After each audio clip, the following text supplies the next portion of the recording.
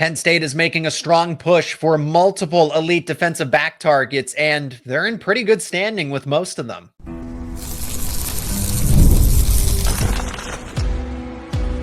You are Locked On Nittany Lions, your daily podcast on the Penn State Nittany Lions. Part of the Locked On Podcast Network, your team every day. You are locked on to Penn State football recruiting, and as always, thank you so much for making Locked On Nittany Lions your first listen and watch every single day. My name is Seyko, and I am your host of the #1 Penn State sports podcast out there, and a credentialed media member for both Penn State football and Penn State wrestling. Today's show is brought to you by FanDuel. Right now, new customers can get $200 in bonus bets when your first $5 bet wins. Thank you to the everydayers out there who check out this podcast every single day. If you were new to the show, subscribe to the YouTube channel and wherever you get your podcasts. Friendly reminder to be a part of the conversation down in the comment section. We are talking about both quarterback commits, Peyton, Falzone, Troy, Huhn. Were they snubbed? They did not get invited to the Elite 11 after the East Coast Regional. And then a 2026 impact defensive end could be making his impact sooner, as he is reclassified to the class of 2025. We'll talk about that. But we got to begin with the elite defensive back targets, as Penn State isn't just in contention for one or two. No, there are multiple defensive back potential commitments, targets that Penn State is in really good standing with. That's Joey O'Brien. Khary Adams just recently visited this week, and some other names that are worth mentioning here, Dorian, Barney. And it's not just, oh, they're in the mix for these prospects. No, Penn State might be favored to land these prospects coming out of a huge recruiting weekend. So let's begin with Joey O'Brien, because Oregon was coming off of a really strong visit, and we talked about it with the recruiting expert here with the podcast network, Brian Smith, and he'll be back on. We're going to discuss this more as these recruitments continue to unfold for prime targets. But Joey O'Brien, and he left Penn State, and it seems like it's really down to the three of Penn State, Oregon, and Notre Dame. But O'Brien went on the record and said that James Franklin was not going to let him leave Pennsylvania. So it seems like Penn State is doing whatever it can in its power to make sure that Joey O'Brien stays within the state of Pennsylvania. So he's not only one of the top in-state prospects, he is one of the best prospects in the country. 24/7 just recently moved him up to a 5-star. So not across the industry, but this is a consensus, conservatively speaking, a top 100 player. I only think he's going to move up even more in the rankings, and it's the versatility that he has. O'Brien, what's unique about Penn State's recruitment, now I can't speak for Notre Dame or Oregon, and maybe they're making the same pitch here, but O'Brien seems to be in line to be a safety at Oregon and Notre Dame. And that's what Penn State's difference is in the pitch. How about you play two ways? How about you play both wide receiver and safety? Because he could. He's currently doing that in high school. He's pretty good at wide receiver. I would say that if you had to pick one of the two positions for O'Brien, that he's probably better suited as a safety. But across the board, you're getting all-around elite playmaking skills. He's really good within the box. He's good at playing center field. He's that all-encompassing safety. It's not just one or the other, where he could play both in theory, free safety or strong safety. It'd be quite the ask for O'Brien to be both an elite wide receiver and an elite defensive back. But that's just the kind of caliber player that he is, and it's why Penn State has him up at the very top of the big board, and why Oregon, a school all the way on the West Coast, is trying to make a strong push here. So I don't really see any difference in this case, but I got great news for some other prospects that we're going to discuss here. So things seem status quo. Penn State feels confident about where they stand with O'Brien. Oregon feels confident about where they stand with O'Brien, and Notre Dame could probably say the same thing here, but Penn State's different pitch here. If they can convince him to get to campus, and then they'll figure it out. Safety, wide receiver, both of them, one or the other, just whatever you can do to keep him in state. That's the caliber of player that Joey O'Brien is. As far as the commitment timeline goes, it's probably going to carry on. He's still got a ton of official visits set up, including Oregon and Notre Dame still, but he's told on 3 that those are his top 3. Let's talk about another cornerback specific prospect. This isn't no two-way potential here. This is Khary Adams. Khary Adams, I've gone on the record that maybe he is slightly more intriguing as a defensive back prospect. As an overall athlete, it's going to be Joey O'Brien. But Khary Adams is one of the top players in the nation, period. According to 24/7, he's a top 50 prospect. Again, conservatively speaking, top 100, top 75 in the nation, definitely a top 5 cornerback. Adams is a physical player. Okay. At cornerback, you're going to expect somebody to be, pretty, pretty good at defending the pass. But what separates Adams away from the competition is the ability to read an offense. Yes, a defensive player with his ability to recognize plays, see how they unfold, travel or run and make that line to the ball carrier. He's not afraid to go after the ball carrier and make a tackle. So it's the physicality of Adams that really separates him from other cornerbacks specifically, because you'll get them. They're reliable in pass coverage, but maybe they don't come up and make the tackle in run defense. Adams is like that. And it reminds me a lot of other past Penn State defensive backs. Kalen King, Joey Porter Jr., guys that want to find the football. They want to go make a hit. They want to make that type of impact in run defense. Adams is listed at 6'2", 175 pounds. He certainly has the frame to even bulk up a lot more here. And here's the good news. It's great news. 24/7 actually put in a crystal ball for him to land at Penn State. So while Joey O'Brien still has some pretty stiff competition, and I'm not saying this is final. I'm not trying to imply that, that's it. That because Oregon is also in the mix here, Notre Dame as well, South Carolina, Michigan, there are a lot of top schools that are after Adams. For Penn State, I mean, for them to host Adams early in this official visit season, and then coming out of the visit, they get a projection. O'Brien didn't get a projection. Adams did. Adams is one of the top players in the nation. I think that he will continue to move up the rankings, but Penn State can somehow land O'Brien and or Adams. That is a huge win for this class of 2026, but they're not finished. I told you there were going to be more. How about Dorian Barney? This was somebody that Brian Smith had pointed out, so I want to give him credit here. Barney from the state of Georgia was actually teammates with, some people might know him, a Juju Lewis, who's committed to Colorado and is in line to maybe be a true freshman starting quarterback. Barney also got a projection to land at Penn State. On3 has put in a projection for him to land with the Nittany Lions. So there we go. I wasn't just kidding when I said it's just, they're in the mix. No.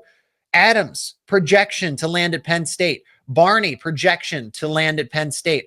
Off of this official visit weekend, I mean, that is some huge momentum, and not finished. Penn State is also linked to another cornerback prospect in Jaziel Hart, somebody that's a little more under the radar. He's a true cornerback. He's not just a defensive back, listed at 6 foot, 170 pounds. A consensus 3-star. On3 rates him as a 4-star, but Penn State is also in a really good standing, and his commitment date is actually set for May 22nd, so just a couple of days away. I don't know how Penn State's going to balance it, because they are going after tons of defensive backs here. They already have 4 at the time of this conversation, 4 commitments that are defensive backs in the class of 2026. And they're still going after the likes of Brandon Arrington, even though Arrington isn't likely as that 5-star cornerback from the state of California. Penn State did make a really strong push for him, but we'll see. The same argument that can be made for O'Brien going all the way across the country to Oregon. It's the same thing with Arrington coming all the way from California to Pennsylvania. But if they can get these 4, I don't know how you're going to land all 4 of them, because it's already crowded as it is. But they do run a 4-2-5, so there is a need for a lot of defensive backs. Joey O'Brien's the priority. So is Khary Adams. It's a win if you can get Dorian Barney and Jaziel Hart on top of it. But that's where Penn State stands. They could realistically land all 4 of them with the expectation that you're probably going to get 3 in this case. Defensive line, Deion Barnes. I want to talk about the All-22 camp before I get to the Elite 11 with the quarterback prospects, because there is an underrated prospect in the class of 2026. He's a 3-star, but he just won MVP at one of these regional skills camps. We're also going to talk about the player that is reclassifying from 2026 to 2025 and why Penn State is doing this. That is coming up next here on Locked On Nittany Lions. This episode is brought to you by FanDuel. The NBA playoffs are in full swing, down to the conference finals. Every night delivers highlight-worthy performances, major momentum shifts, and can't-miss moments. Whether it's a game-winning shot or a breakout player, there's never been a better time to get in on the action. FanDuel makes it easy to stay in the game before tip-off and even live. With player props, performance trends, and same-game parlays, fans have more ways than ever to play smart and to win big. And if you are new to FanDuel, it's perfect time to sign up, because if you want to get in on the action of the NBA playoffs, you can head over to FanDuel.com right now. Place your first $5 bet. If it wins, you'll get $200 in bonus bets. That's right, $200 in bonus bets to use on the conference finals. The Timberwolves take on the Thunder. Game 1 tonight. The Thunder are 7.5-point favorites, minus 295 on the money line. The Timberwolves are plus 240. Total is set at 215.5. The Knicks versus the Pacers. New York is at home. They are 4.5-point favorites, minus 188 on the money line. The Pacers are plus 158. The total is set at 223. If you like those lines, you can bet them over at FanDuel.com. And remember, if you are new to FanDuel and you place your first $5 bet, if it wins, you'll get $200 in bonus bets. Make every moment more with FanDuel, an official sports betting partner of the NBA. Still to come on this episode, we're going to talk about how both quarterbacks, were they snubbed from the Elite 11 or were they just not ready yet? We got to start with the defensive line, where an underrated prospect, actually both of them, for what it's worth, are underrated. But I want to start with the defensive end that is reclassifying from 26 to 25, because Penn State's done this now 2 cycles in a row, where they are able to get a high school player to forego their senior season. Max Granville did it. Kind of set a precedent here. And now Daniel Jennings, the #1 overall prospect in West Virginia, is doing just that. Allegedly has bulked up 20 pounds, so he has a little more college-ready size. I see the benefit here across the board. If you don't need the additional senior year of high school and you can get a head start on your college football career, then take it. And it's a benefit for both Penn State and Jennings, because he will redshirt with the intention of playing more so in the 2026 season. So this is another long-term move, but we saw that Max Granville was slightly utilized this past season. Even though this was a long-term move for him, we saw right away that he didn't get intense playing time, but he got some. So I'm not ruling out that Jennings could never see the football field in 2025. It is unlikely, but know that Penn State has long-term plans here more so than short-term ones. But defensive end, this is a position group that maybe not all fans are bought into here. I like the starting tandem of Dani Dennis Sutton for obvious reasons. Dani Dennis Sutton could be a first-round pick in next year's NFL draft. But Zuriah Fisher, I guess, is that question mark replacing Abdul Carter. And how could he not be? Because Abdul Carter's shoes are huge. He was just selected #3 overall, and Zuriah Fisher has battled injuries throughout most of his career. But I do like the depth at defensive end, even though it's unproven. Max Granville, who I have mentioned, Jalen Harvey, Malachi Williams, former 4-star defensive ends. They pick up Anai White, one of the top prospects not too long ago in recruiting, that went to Texas A&M, didn't pan out. Now he's back in the state of Pennsylvania. So he's someone that still has some potential to be tapped into. You now add in the likes of a Daniel Jennings. And I also want to mention Yvonne Kemaju. When I'm projecting this 2-deep defensive depth chart for Penn State, he would be the immediate backup to Dani Dennis Sutton as a true freshman. So that's saying, so Deion Barnes has really put in a lot of work here to get not only the defensive end depth in particular. So Jennings has bulked up. He's closer to being college ready than not being, or else they didn't do this by accident. I'll say that a lot, where, hey, Penn State didn't do this by accident. They didn't ask Jennings to reclassify for no reason. So Jennings is somebody they believe can play right away, or sooner rather than later, I should say. Maybe that towards the end of the 2025 season if things go well. Either way, Penn State's getting somebody that can be on the defensive end depth chart, or at least use this year to get a head start on 2026 and really factor into that defensive end rotation when Dennis Sutton and Zuriah Fisher both leave. So then you have 2 starting spots up for grabs. And with Max Granville, Jalen Harvey, Malachi Williams, Yvonne Kemaju. I don't want to just completely rule out Anai White, but that is a great competition. And now Jennings in as well. Outstanding competition, which is only good because iron sharpens iron in this case. Now, from the recruiting standpoint of all this, Jennings vacates a spot in the class of 2026, which means that there's another scholarship, there's another spot in this class that can be given to, and then particularly another defensive end. So they already have a few defensive line commits in this class, which I'm going to talk about specifically in Isaac Chukura. But Penn State's class of 2026, they're going after some other defensive end targets where it opens up another door, potentially after, if they land a Luke Wafel, for example. With Jennings moving to 2025, they have Alex Haskell, who they got a recent commitment from, Isaac Chukura, who I'm going to talk about specifically in a moment with his performance at one of these regional camps. Penn State has more room for defensive line prospects here. But they are losing two starting defensive ends next season. So Jennings coming in, it starts his clock earlier and puts him right into the competition for snaps at defensive end next season, maybe even this season. Again, Max Granville saw the football field, and he's in line to play extensively this season, I think, for Penn State. Now let's talk about Chukwurah. Class of 2026, if you look at the recruiting rankings, he's listed as the lowest rated prospect. And I will continue to say it. Penn State doesn't take commitments by accident. Isaac Chukura is somebody that Penn State fans should pay more attention to. Chukwurah is from the state of Delaware. Jaziel Rogers, also from the state of Delaware. I've talked about him at length.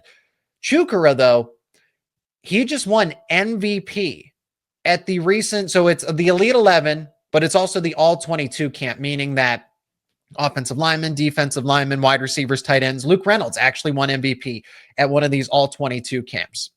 Isaac Chukura now becomes another one of those Penn State commitments that wins the MVP award. Chukura, for somebody that is the lowest rated prospect in this class of 2026. Oh, and he just wins MVP at one of these huge regional camps. Again, Penn State knows what it's doing when it comes to scouting. They don't take these commitments by accident. Chukwurah is extremely athletic. He's going to become a defensive tackle, probably similar to the likes of a Zane Durant, where they want him to be an athletic, three-down defensive lineman. I don't think that he's one of those space eaters that bulks up to 310, 320 pounds. Probably not in the cards, but Chukwurah maybe weigh 280, 290. That's a realistic expectation. Him to be a three-down defensive lineman where he can stuff the run, take on double teams effectively, and more importantly, rush after the passer. That's what I mean when I say three-down defensive lineman. Chukwurah had 17 sacks as a junior this past season. I hope I'm not mistaken on that. I think I have that one right. Maybe it's 18, but I'm pretty sure it's 17. 17 sacks, and he's going to be a defensive tackle. So Chukwurah, Penn State wanted him for a reason, and he's already shown that combination of speed, agility to go along with somebody that has that defensive tackle build. You don't find that very often, and Penn State finds another diamond in the rough here in recruiting. Because I know that people will shake their head and say, why are they taking a 3-star? Somebody that was frankly unranked to begin with when the commitment was actually announced. It was so surprising that the recruiting industry had to catch up here. But Penn State knows what it's doing with its scouting. I want to remind everybody that Penn State holds these other training camps where they get to see these prospects, see how they practice. They get to interview them as well and get to know them. So that's why I don't question when Penn State takes a commitment from a player. It means that they want them, or else they wouldn't accept the commitment, because that's how it happens. Player doesn't just randomly commit. They will say to the school, hey, I want to commit and be a part of the class of whatever. So 2026 in this case. And Penn State will either accept the commitment or deny it, because anybody could frankly commit to Penn State, right? But they also have to accept it. And this is across the board. This isn't Penn State specific. This is everybody, but I want to speak to the process of this. And Chukwurah knew right away that he wanted to be a Penn State Nittany Lion. So when he had that offer in hand, and Penn State was ready to accept his commitment right away as well, and it's already showing that it's going to pay dividends long-term. Chukwurah wins MVP at the All-22 camp. He's one of these defensive line prospects to go along with Alex Haskell. Haskell is another severely underrated defensive line prospect in the class of 2026. And like I mentioned, if Jennings is ready to play now and forego his senior season and be a part of the class of 2025, it opens up more avenues for Penn State to continue to bolster this defensive line and the class of 2026 overall. It just opens up another spot for them to go and get a prospect that they really want within this cycle.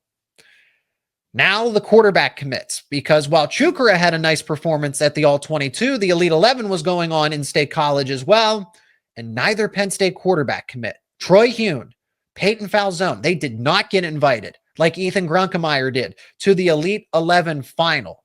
Snubbed? Or maybe it's because they're not ready yet. We'll talk about it coming up next here on Locked On Nittany Lions.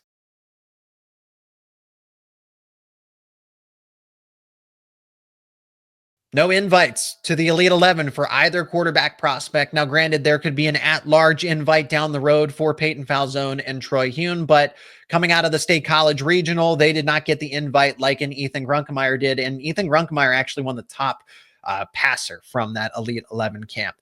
Huhn and Falzone, is there concern here that they didn't get invited? Not necessarily. I don't think so. I still think the better days of football are ahead for both Falzone and Huhn, particularly in Falzone, because this is somebody that wasn't even listed as a quarterback not too long ago in the recruiting rankings. He was listed, and he actually still is listed as an athlete per On3. Huhn and Falzone are two different types of quarterbacks. Huhn, subtly athletic. He's not going to be more of your mobile quarterback, but he's your typical pocket passer. I mean, both quarterbacks have the frame that you want, standing at 6'4", 6'5", respectively, for Huhn and Falzone. Who's the better athlete? Definitely Falzone. Somebody that is a better runner, much better in creating. He can create with his legs. Huhn can move within the pocket, but I wouldn't say that he's a track star. Now, Falzone, if you watch Falzone's highlights, he's got that dual threat athletic ability, which is why Penn State was recruiting him as a tight end once upon a time, because he is truly that athletic. Better days are ahead for both quarterback prospects. I don't read into this too much. There's potential that they could always get an at-large bid. Huhn just got recently invited to the Under Armour game, if I'm not mistaken. So there is that due respect. But it's Falzone where he is still much a work in progress. And I think Huhn has some skills to clean up on as well. But they're both there.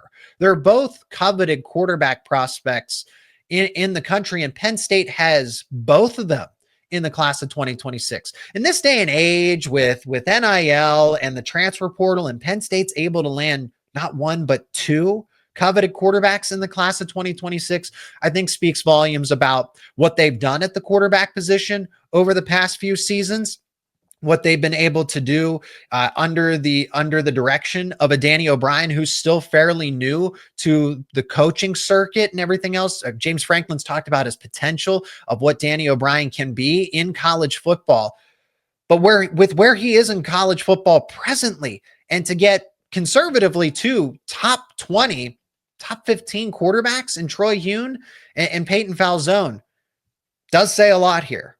It does. And I think at the end of the day, it's Penn State is creating a competition. The transfer portal is there. I don't want to make it about the transfer portal, but what Penn State is doing is that they are promising a chance for the players to compete at Penn State, and then may the best quarterback win, because you're not going to have both Peyton Falzone and Troy Huhn starting, unfortunately. But they can both develop together. They can both train together. And similar to Bo Prabula, hey, it never worked out. Drew Aller ended up staying past what most people anticipated, somebody including myself. I thought he'd go to the 2025 NFL draft. He stayed for one more season. But Bo Prabula at least got his start, and Penn State was able to develop him into a Power 4 capable quarterback, someone that's probably going to start at Missouri, SEC. That's what they did for Bo Prabula. So there's kind of the alternate avenue there if Falzone happens to lose, or if Huhn happens to lose. I know what there is to like about Falzone. It's that his ceiling is so far upwards. You don't know what this guy's potential is, but will he reach it? whereas Troy Huhn is a really solid quarterback right now. In terms of passing, the intangibles, I think at times you can see that Falzone is still learning some of the mechanics that they've been, and they're both training with, guess who? The Brad Mandler pipeline to Penn State continues on. Drew Aller, Ethan Grunkemeyer, now Peyton Falzone, and Troy Huhn's actually working with Mandler recently too. So at least it's consistent. There's this consistency that they're all getting similar training. Drew Aller's a really good quarterback. Ethan Grunkemeyer is a really good quarterback in waiting, and so is Falzone and Huhn. But you need Falzone to continue to polish that skill set, because at sometimes the mechanics don't look as fluent as they should. But that's just, give him the reps, give him time. So I am not ready to declare anything just because they didn't get invited to the Elite 11. And remember, Jackson Smolik was actually invited to the Elite 11 too. So the quarterback situation for Penn State with Drew Aller, Ethan Grunkemeyer, Jackson Smolik. Hey, Beckham Kritza shouldn't be forgotten about. They see a lot of potential in him as well. They just need reps. They just need the time. So ultimately here, they were not snubbed. I think they didn't make it for a reason, and that's because right now they're not ready, but the potential for both of them are sky high. I would say Troy Huhn is a better passer at the moment, but Falzone certainly has a loftier ceiling than a Huhn at this point in time. But hey, we don't know. It is tough to make a judgment call here. The better quarterback prospect at the end of the day is going to win that QB battle. But I'm certainly glad that they're both at Penn State and not somewhere else. That's going to do it for this edition of Locked On Nittany Lions. Remember to let me know your thoughts down in the comment section. Be a part of the conversation. Thank you to the everydayers out there. If you are new to the show, become one. Subscribe to the YouTube channel and wherever you get your podcasts. Leave a like on this episode. Share it with friends and family. And for more conversations around your favorite Penn State sports teams, including Penn State football, Penn State recruiting, Penn State basketball, Penn State wrestling, keep it right here on Locked On Nittany Lions.